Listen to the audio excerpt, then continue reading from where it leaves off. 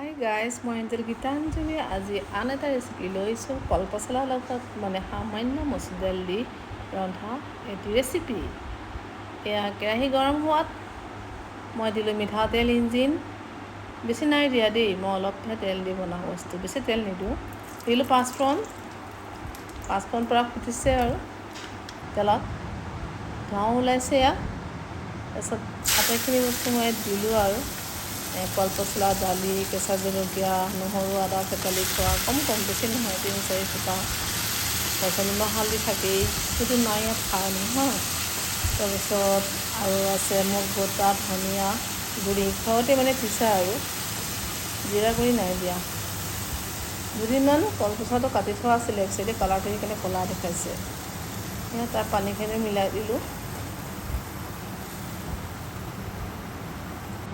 তাৰপিছত এতিয়া লৰাই ঢাকনখন দিছোঁ। এনেকৈতো সকলোৱেতো কৰেই চাগে। আৰু পানী দিবলৈ হ'লেই। আলু এটাও মই কাটি দিছিলোঁ দেই তাত, তেতিয়া অলপ তৰকাৰীটো খাবলৈ অকণ সোৱাদ হয় আৰু জোলৰ নিচিনা কৰিছোঁতো।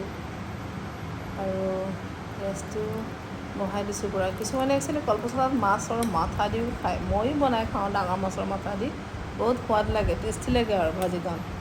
কাৰণ ডাঙৰ মাছতো আৰু মাথাটোৰ পূৰা ঘিউ থাকে, খাবলৈ আৰু সোৱাদ হয়।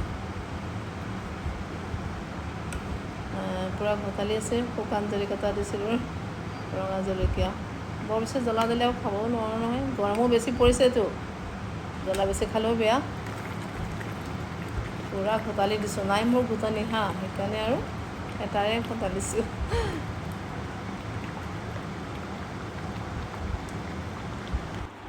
তাৰপিছত হৈ গ'ল কলপচলা ৰেডি। এতিয়া ভাত ৰেডি কৰিছোঁ মই, সজাই পেলাই বাতিত। হোটেলত যে আমি গ'লে ভোকে লঘনে এনেকৈ টিপ খুৱাই ভাতকেইটা দিয়ে, দেখিবলৈ ধুনীয়া লাগে আৰু খাওঁ লাগে, নহয়নে বাৰু?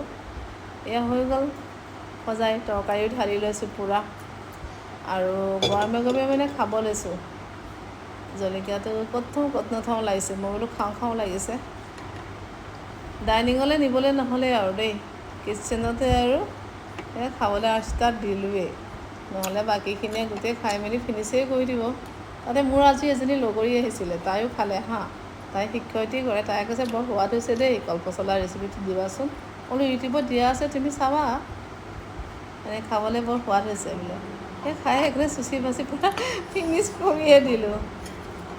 মাজে মাজে এনেকৈ কৰিও খাব লাগে, নহয়নে বাৰু?